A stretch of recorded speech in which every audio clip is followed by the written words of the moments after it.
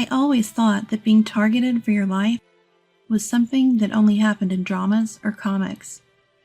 Never did I imagine that I'd actually find myself in such a situation. The events of that day are still etched in my mind, accompanied by a deep sense of fear. Today, I want to share the most sinister form of harassment I've experienced from my mother-in-law, or Mill for short. My name is Catherine. I'm 30 years old. I'm a homemaker taking care of my family. I live with my husband Tyler, who's a sales rep, and our 10-year-old son Lauren. I met Tyler 3 years ago through a mutual acquaintance at a company where I was working at the time. He's a good guy, previously married. Want to meet him? I was hesitant at first, being introduced to a divorced man with a child while I was single. But when I met Tyler and Lauren, they were both so genuine and adorable that I was completely smitten. Tyler and I hit it off immediately and got married within 6 months. Lauren quickly warmed up to me, and the three of us became a close-knit family. Weekend drives, family camping trips. For 3 years, every day was fulfilling. Finally, the moment we'd been waiting for arrived. Big news, you two! We're having a baby! Really? Thank you, Catherine. Is it a boy or a girl? It seemed like we're expecting a girl. I couldn't wait to hold my own child in my arms. Let's do our best together. I'm going to be a new mom again. I talked to my unborn child every day. Everything was going smoothly. I thought so, and never doubted it. Or so I thought, until my father-in-law, who had been seriously ill, passed away, and my mother-in-law started acting out. About 2 months after his passing, mother-in-law began summoning me to her home more frequently. Our apartment is only a 15-minute drive from her place, but being called over almost every day was stressful. Don't worry about coming every day. My legs should get better soon. Of course, mother-in-law. Let's get started. At that time, mother-in-law had injured her leg and was using a cane, even indoors. As her daughter-in-law, it was my role to help with errands and other chores. I didn't mind the work itself. I'm not one to shy away from physical labor. The problem was the constant complaints about Tyler's ex-wife while I was working. She was a terrible wife, always timid and inefficient. She couldn't cook to save her life. Meat was always tough and the soup was too spicy. Even her cleaning was sloppy. She couldn't even use a mop properly, let alone wring out a cloth. Her laundry skills were also lacking. She wouldn't hand wash items that needed it. The complaints were incessant and malicious. I had never explicitly asked why Tyler and his ex-wife divorced, but I wouldn't have been surprised if mother-in-law had something to do with it. My suspicions would soon become a reality. It was around the time I'd reached my 9th month of pregnancy, and my belly had grown quite large. I got a call from mother-in-law. Would you like to have dinner together? Could you prepare my portion too? At that time, it wasn't uncommon for the 4 of us to share meals. But that evening, I got an urgent message from Tyler. I'll be home late tonight. Go ahead and have dinner without me. Mother-in-law was clearly displeased that she wouldn't get to see her grandson. What's with this meat? It's so tough to chew. Did you buy the cheap stuff? Well, we can't always afford the best. And this soup tastes like water, worse than hospital food. I tried to keep the salt low. The atmosphere at the dinner table was terrible, thanks to mother-in-law's constant complaints. Lauren seemed quieter than usual, as if he wanted to finish eating and leave. After dinner, while I was doing the dishes, mother-in-law started whispering something from behind me. The bigger your belly gets, the further Tyler and Lauren drift away from me. Mother-in-law, is something wrong? He used to rely on me a lot right after the divorce. I'm sorry, I can't hear you well over the water. Everyone's leaving me! Mother-in-law? You're in the way. You're not needed. I turned around to see mother-in-law raising a frying pan. Get lost, you worthless wife! What are you doing? Tyler's shout stopped mother-in-law in her tracks. Stop it, Mom! What are you trying to do to Catherine? Tyler had come home just in time. I was so shocked that my legs gave out, and I collapsed. Memories from the past few months flooded back into my mind.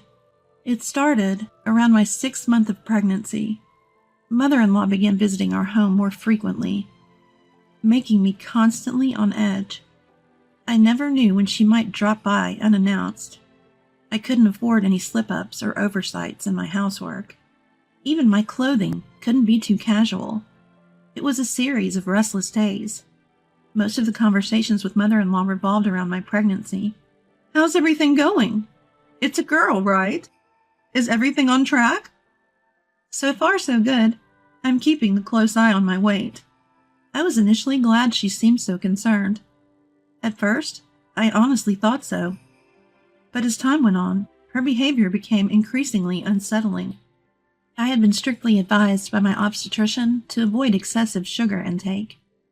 Too high of blood sugar levels could affect the baby. I thought I had communicated this to my mother-in-law repeatedly. Yet, she would say, Here are some sweets I brought, and I got some fruit. It was on sale. It was hard to refuse when she offered them with a smile.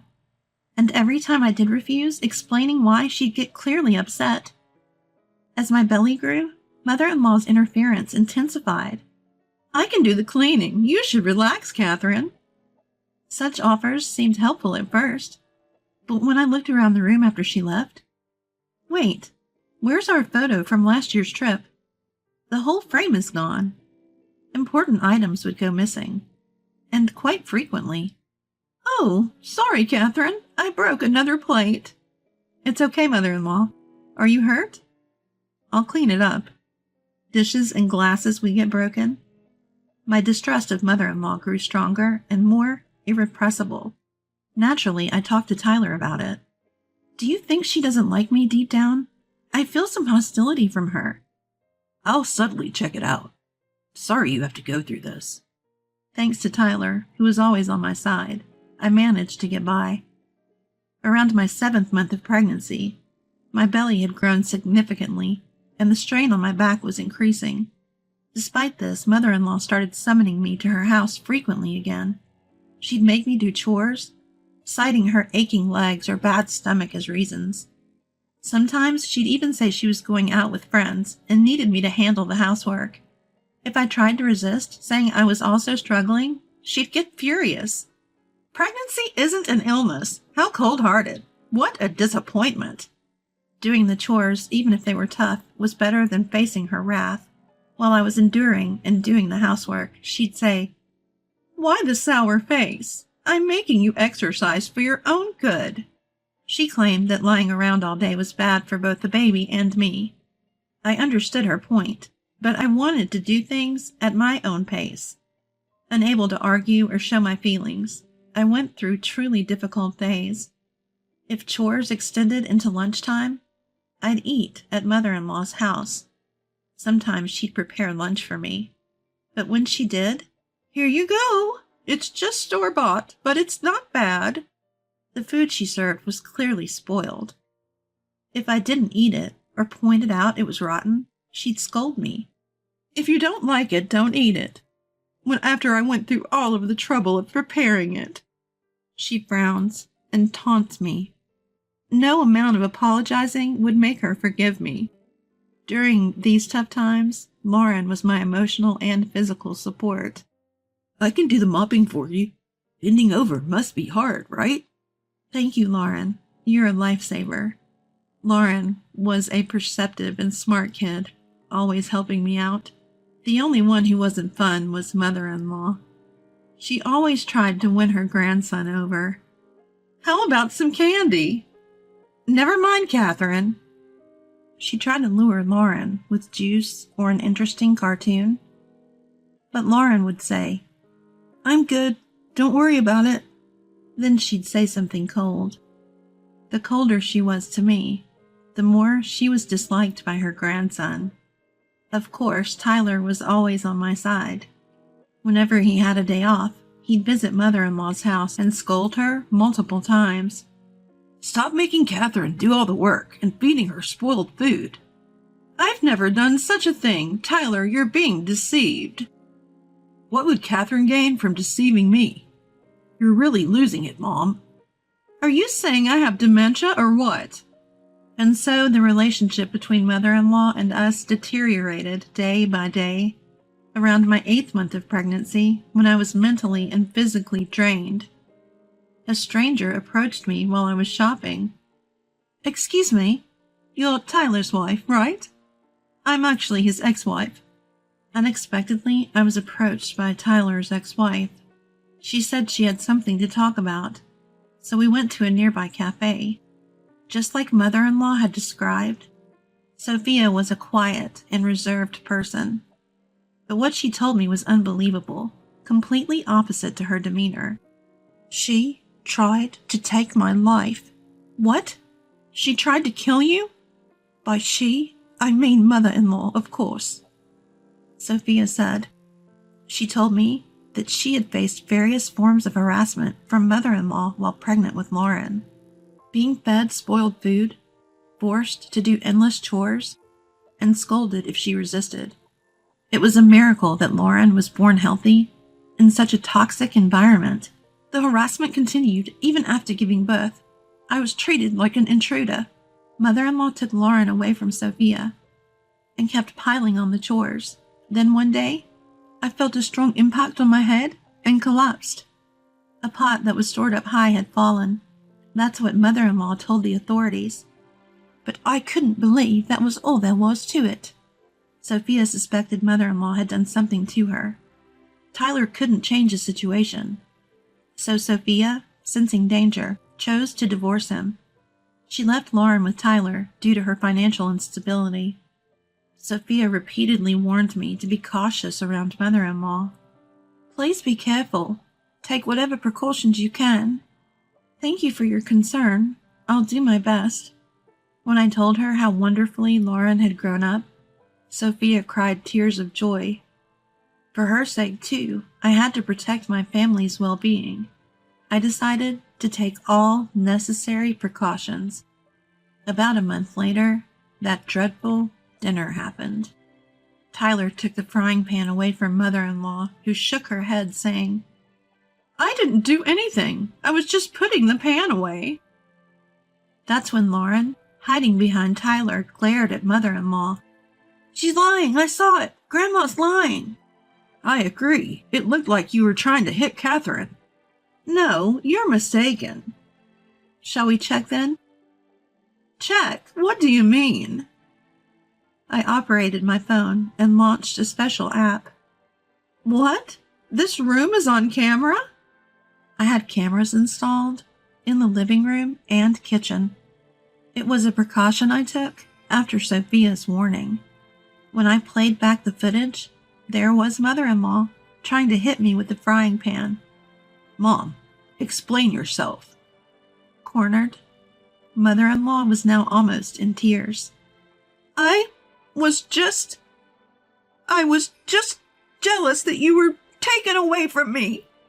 Her reasoning was utterly selfish.